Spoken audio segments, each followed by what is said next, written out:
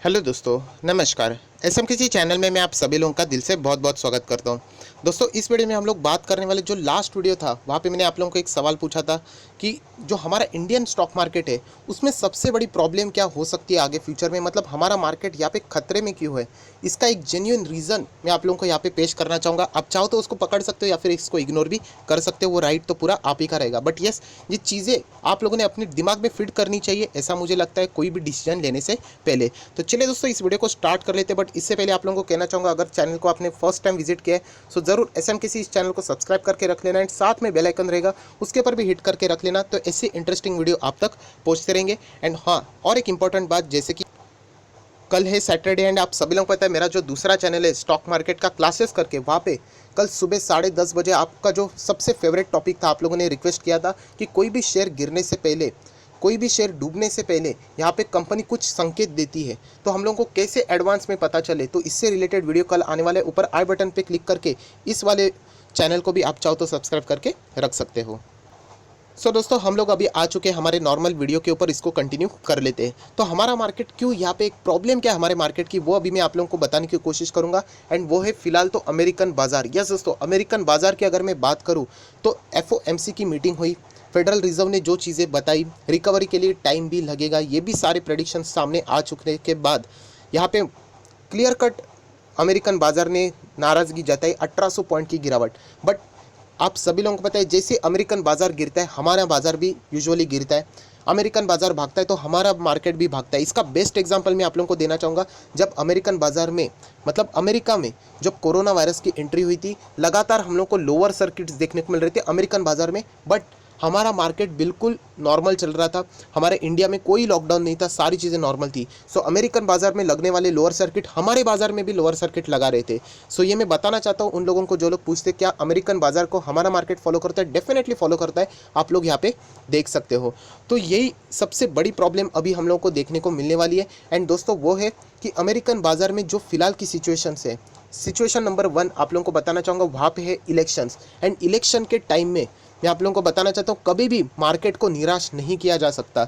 अगर मार्केट निराश हो गया सो रूलिंग जो पार्टी होती है ना, जो पावर में रहने वाली फिलहाल की जो पार्टी, उसके लिए बहुत ही बड़ा खतरा क्रिएट हो जाता है। सो वो जितने भी पैरामीटर्स रहेंगे, जितने भी टूल्स रहेंगे, वो यूज़ करेंगे बाजार को ऊपर लेके जाने के लिए। सो आज भी हम लोग को यही देखने को मिला कि अमेरिकन बाजार क्रैश हुआ, बट उसका जो फ्यूचर्स है, डो फ्यूचर जो 30 है, वो हम लोग को ज़बरदस्त भागते हुए देखने को मिला। एंड उसी के बदौलत हमारा मार्केट भी यहाँ पे हरे निशान में आते हुए मिला। सो प्रॉब्लम क्या है, प्रॉब्लम यही है दोस्तों कि अमेरिकन बाजार में हम लोग को रैली देखने को मिल सकती है, क्योंकि वहाँ पे तो इलेक्शन है, अच्छे खासे दावे रहेंगे, वहाँ पे बहुत सारे स्टिमुल पैकेज लाए जाएंगे। इंटरेस्ट रेट भी आप लोग देख सकते हैं, फेडरल रिजर्व ने भी कह दिया कि कोई भी वहाँ पे हाइक नहीं किया जाएगा।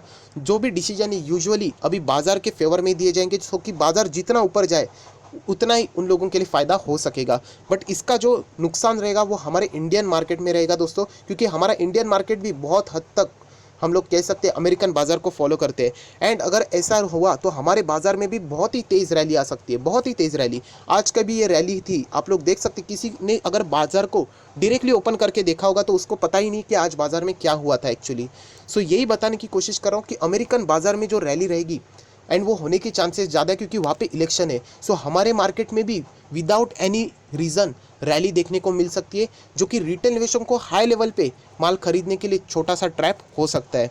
यस दोस्तों, यहाँ पे कंसिस्टेंटली मार्केट ऊपर जाने के चांसेस ज़्यादा है क्योंकि अमेरिकन बाजार भागता है, तो सिर्फ यही एक वजह है। एंड इसका सबसे बड़ा नुकसान यही है इंडिया के ऊपर कि हमारे पास कोई इतना ठोस कारण नहीं है कि हम लोग कह दें कि हमारे बाज़ार में रैली आ जाए। मतलब मैं आज भी आप लोगों को बताना चाहता हूँ कि हमारा मार्केट 10,000 के यहाँ पे रहता है, जो कि एक स्ट्रॉन्ग पहले रेसिस्टेंट लेवल था, कितनी आसानी से तोड़ दिया, बाद में वही रेसिस्टेंट लेवल सपोर्ट बन गया, वो भी टूट गया। तो एक अनसर्टेनिटी बाजार में क्रिएट हो चुकी है।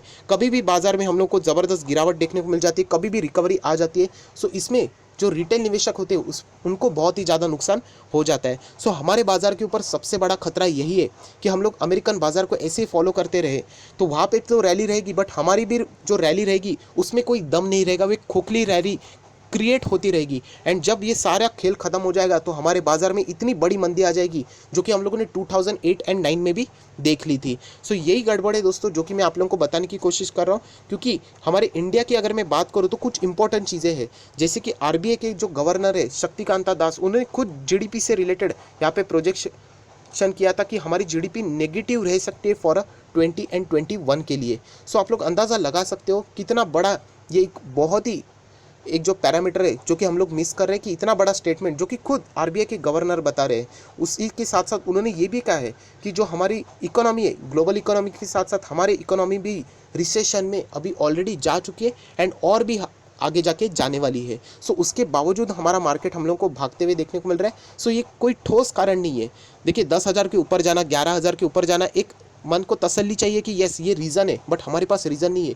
कोरोना वायरस के अगर आप ग्राफ देखोगे तो कंसिस्टेंटली बढ़ रहा है इंडिया में, एंड वो भी जब लॉकडाउन था। अभी तो लॉकडाउन उठा लिया गया है 1.0 अनलॉक, एंड उसके बाद एक्चुअल पिक्चर क्या हो जाएगा वो तो किसी को पता ही नहीं। सो ये सबसे बड़ी डरावने वाली बात है। एंड कुछ यहाँ पे एक्सपर्ट है, उन्होंने एक बहुत ही चिंता वाली बात की है कि अगर ऐसा हो जाता है तो फिर स्टॉक मार्केट में तो बहुत ही बड़ी गिरावट आ सकती है, एंड वो है लॉकडाउन से रिलेटेड। यस, मतलब वापस लॉकडाउन लगाना।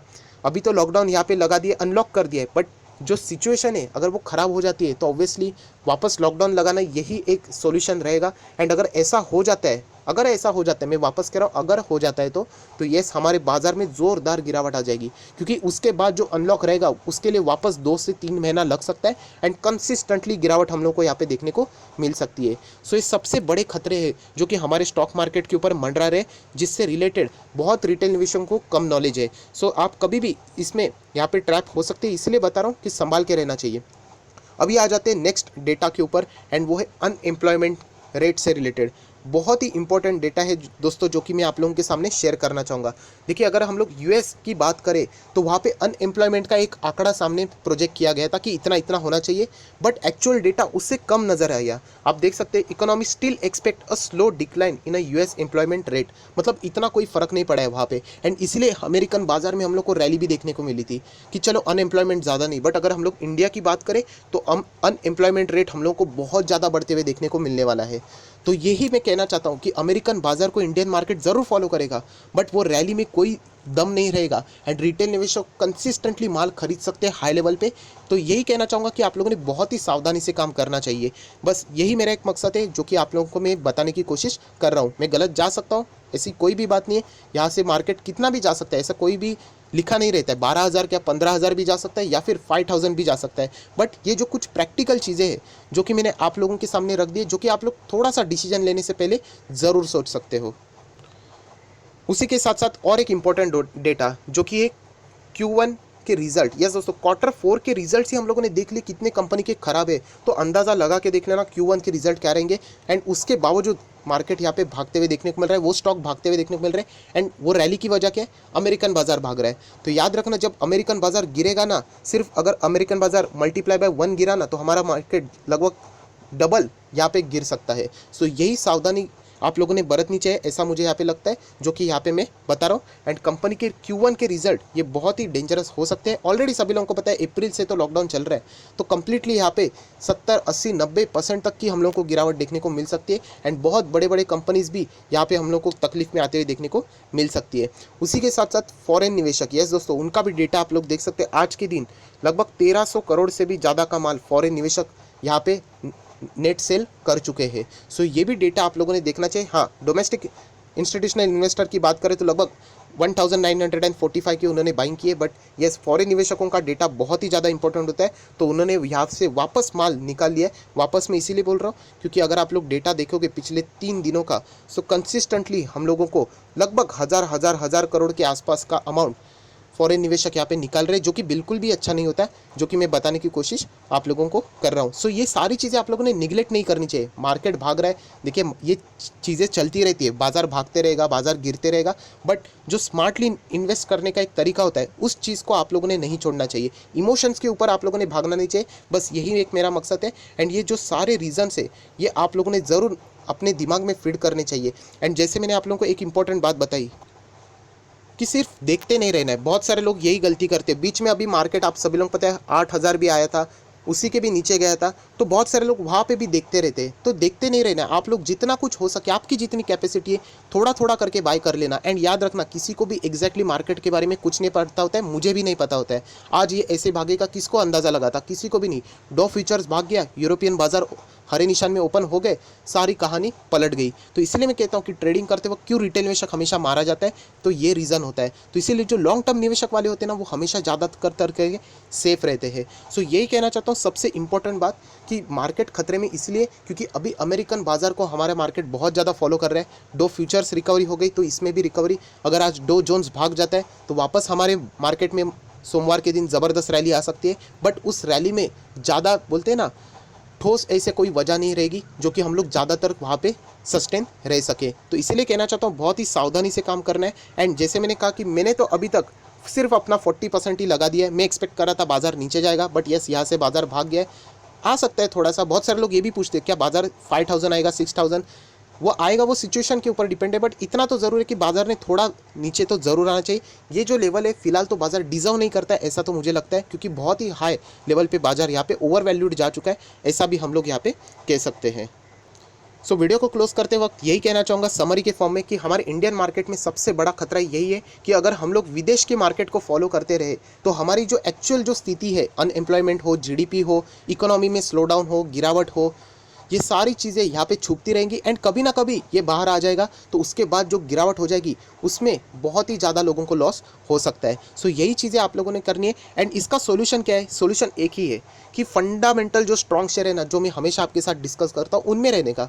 वो अगर गिर भी जाते हैं, ऐसे किसी के हाथ में नहीं गिर जाते, बट येस, उनमें होने वाली रिकवरी भी तेज़ होती है। बजाज फाइनेंस देखा होगा, रिलायंस देखा होगा, एचडीएफसी बैंक देखा होगा, गिरते तो सभी है बट रिकवरी हो जाती है, तो वो उतनी ही रफ्तार से रिकवर भी तेज़ी से हो जाते हैं। सो ये एक सबसे आसान सॉल्यूशन होता है किसी भी रिटेल निवेशकों के लिए, ऑपरेटर से बचने के लिए भी। सो आई होप, आशा करता हूँ दोस्तों आप लोगों को समझ में आया होगा कि हमारे मार्केट के ऊपर कितना बड़ा खतरा है। एंड ज़रूर दोस्तों के साथ भी ये चीज़ें शेयर करना कि अमेरिकन बाजार को इंडियन मार्केट फॉलो करते करते जो खुद के अंदर जो कमियाँ हैं वो भी यहाँ पे छुपाई जाएगी। एंड लास्ट में हम लोग को ज़बरदस्त गिरावट भी यहाँ पे देखने को मिल सकती है। सो ये सबसे बड़ा प्रॉब्लम है जो कि मैंने आपके सामने यहाँ पे शेयर कर दिया है। वापस कहना चाहता हूँ, मैं गलत जा सकता हूँ, हर एक कोई इंसान रहता है, ऐसी कोई गारंटी नहीं। वॉरेन बफे जी गलत जाते तो मैं कौन हूँ उनके सामने। तो यही कहना चाहता हूँ, अगर आपको ये वीडियो अच्छा लगे तो ज़रूर इसको लाइक करना, दोस्तों के साथ शेयर कर देना। एंड चैनल में फर्स्ट टाइम विजिट किया तो सब्सक्राइब करके बेल आइकन को भी हिट कर लेना। So that's it, thank you very much दोस्तों, we will be meeting on next video. तब तक के लिए बाय बाय।